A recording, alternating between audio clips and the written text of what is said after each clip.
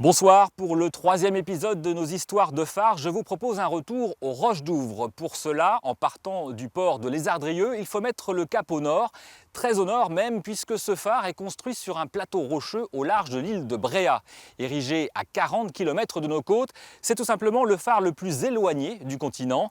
À l'été 2010, avec Jean-Marc Seigné, nous avions participé à une mission de réarmement, un moment privilégié que je vous invite à revivre.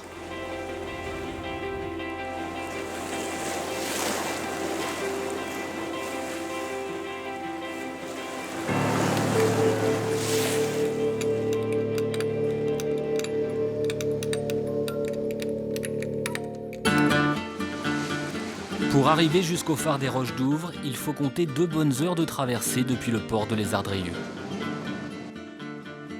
Bien campé sur son plateau rocheux, le phare se trouve quasiment à mi-chemin des côtes de l'île de Bréhat et de celles de Jersey et Guernesey, une trentaine de kilomètres côté breton, une quarantaine côté anglo-normand.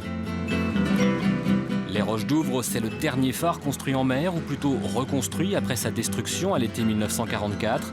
C'est aussi le plus spacieux et le plus éloigné du continent.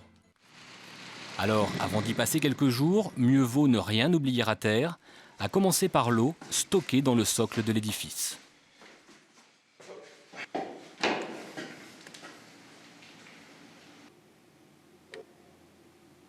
C'est difficile de ravitailler le phare une fois qu'on y est. Logiquement, on nous y dépose le lundi et on revient nous chercher le vendredi. Donc, il vaut mieux pas oublier quelque chose, que ce soit en nourriture ou en outils ou en matériaux pour pouvoir travailler toute la semaine. Oui. Ludovic et son équipe entament leur 3e semaine de présence estivale aux Roches d'Ouvres. 3 semaines avec des hommes à bord, c'est désormais le rythme de vie pour ce phare qui n'est plus habité depuis son automatisation en octobre 2000.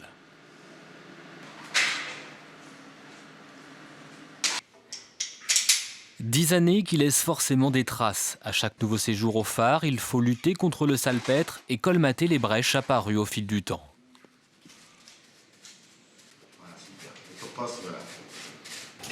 Là, sur le béton, en fait, le béton est explosé par rapport au sel. Donc l'acier gonfle et le béton explose. Donc on vient passiver les aciers et recharger en mortier, quoi. C'est là toute la finalité d'une opération de réarmement, assurer un minimum d'entretien pour que le phare continue de fonctionner normalement.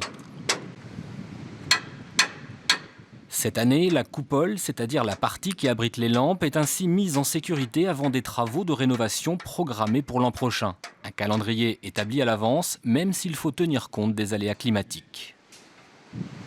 Les conditions météo sont prépondérantes dans le choix des travaux qui sont effectués. Aujourd'hui, début de matinée, la météo n'a pas été très bonne. On privilégie les travaux de maçonnerie et les travaux de réfection de coupole à l'intérieur du phare. Et peut-être en fin de journée ou demain matin, effectuer les travaux dehors, sur la cale. Quoi qu'il arrive, de toute manière, il y a quelque chose à faire sur le phare. Il y a toujours quelque chose à faire sur le phare, quoi qu'il arrive, ça c'est sûr. De quoi passer de bonnes journées avec ces dizaines de marches à avaler. Pour Serge, qui a connu les dernières années de gardiennage, c'est malgré tout un vrai plaisir de remonter au phare, avec un rendez-vous essentiel, celui du repas.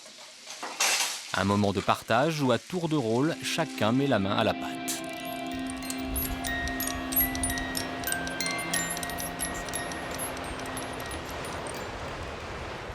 Quand on fait quelque chose de bon, en plus, on est content de soi. Hein. Et je pense que ça compte beaucoup quand on a fait une journée au phare. La bouffe, quoi. Hein, c'est très très important. Très très important. Parce qu'il n'y a rien d'autre. On ne peut pas sortir. C'est autour de la table qu'on dit nos impressions de la journée. Et il faut que ça soit bon pour dire des bonnes impressions.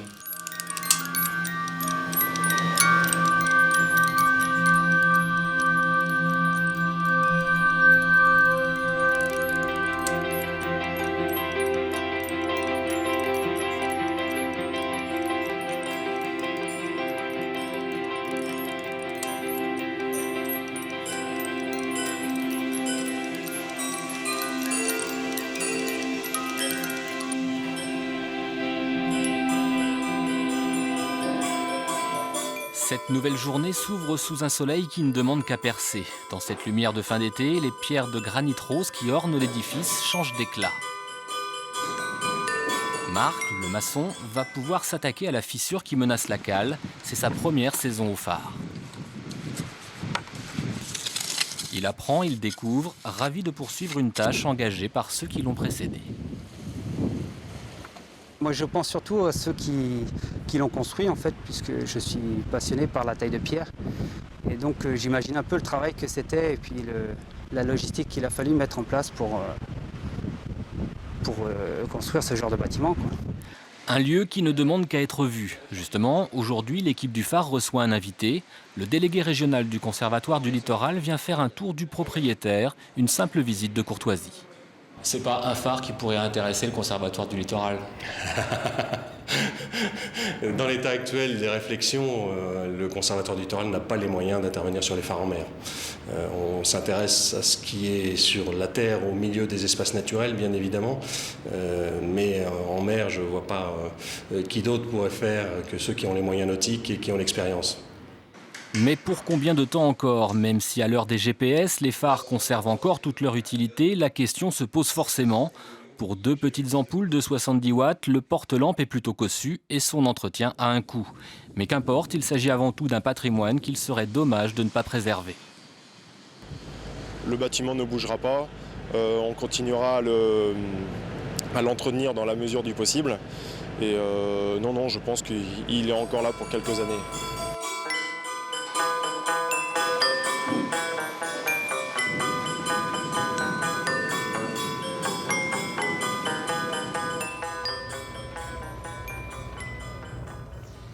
Depuis le 20 avril 2017, le phare des Roches d'Ouvres est officiellement classé aux monuments historiques, de quoi bénéficier d'une meilleure protection grâce au ministère de la Culture.